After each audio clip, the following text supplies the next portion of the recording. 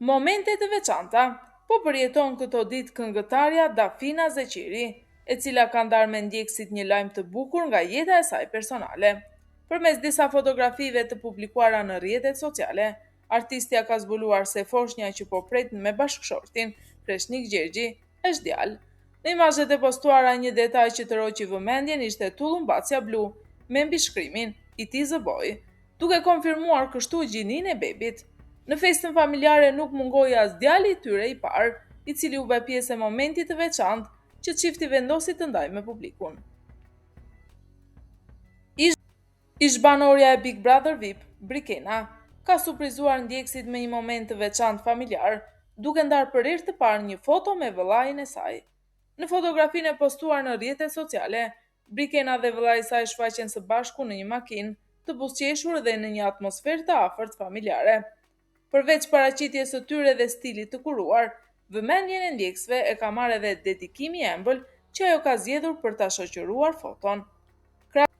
Këngëtari Gjesti ka ndarë një moment të veçantë familjar, duke treguar edhe një herë raportin e ngushtë që ka me motrën e tij. Në orët e para të mesnatës, ai e ka surprizuar atë me dhurata dhe një tort, duke i dhuruar një festë të vogël plot emocione. Në pamjet e publikuara, dyshja shihet duke shkëmbyer përqafime të forta, teksa gëzojnë së bashku këtë moment të veçantë. Këngëtarja dhe moderatorja e njohur, Rozana Radi, ka reaguar në lidhje me debatin publik që u bë në rrjetet sociale mes Zegjine Çaushit dhe Dea Michel. Përmes një postimi në Instagram, Rozana i drejtohet deputetes së Partisë Socialiste, duke i thënë se pozicioni që mbani kërkon më shumë maturi, përgjegjësi dhe më shumë shembull. Vajzat e reja që ju ndjekin duhet të shohin tek ju një grua që përballet me kritika me argumente, jo një figurë publike që përdor fotografi për të vënë në lojë një vajzë tjetër, shkruan Radi.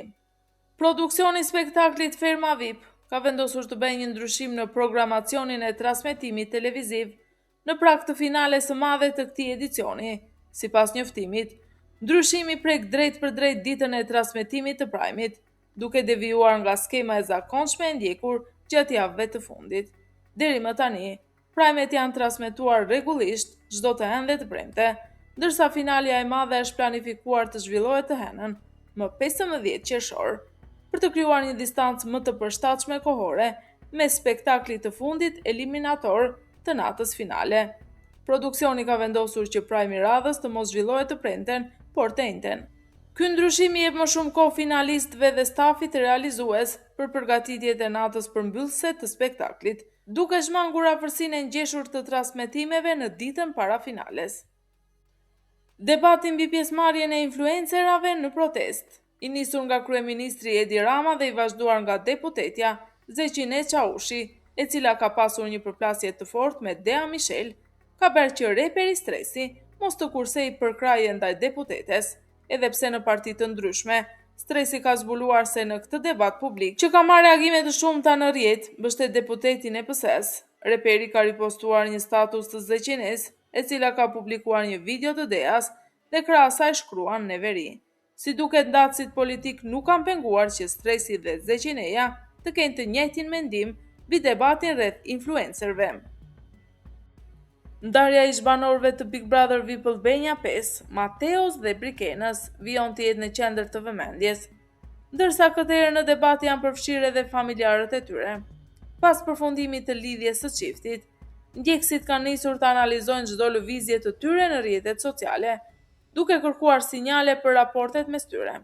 Së fundmi, motra e Mateos, Casey, ka tërhequr vëmendjen me një video të publikuar në TikTok, ku shfaqet duke kërcyer në ritmin e një këngë.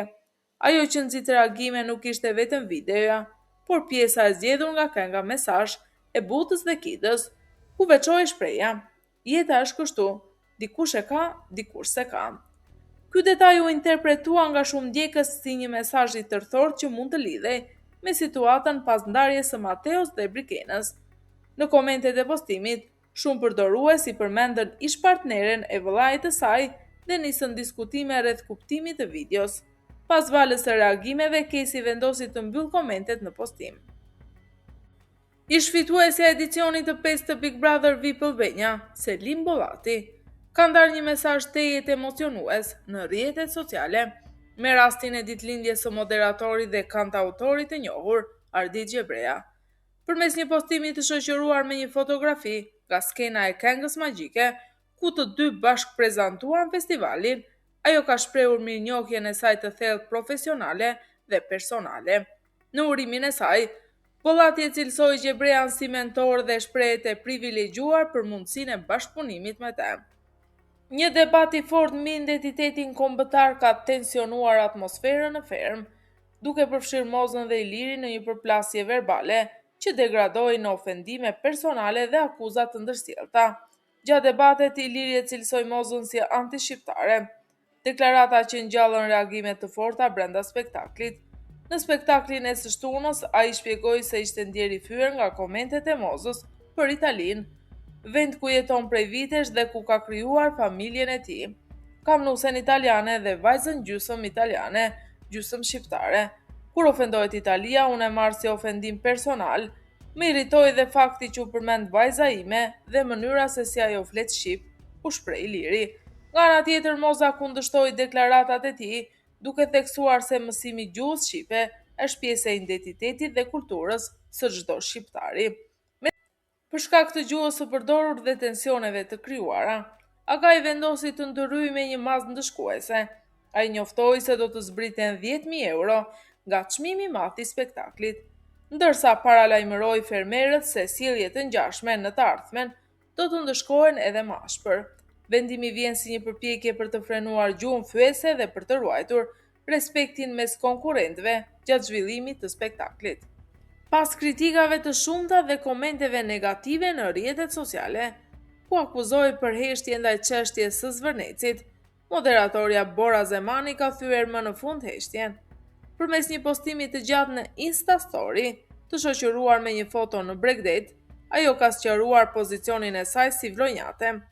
Bora e ka nisur mesazhin e saj duke theksuar rëndësinë dhe bukuritë natyrore të Vlorës, nga Zvërneci deri në Sazan, si dhe përgjegjësinë që ka secili për t'i mbrojtur ato.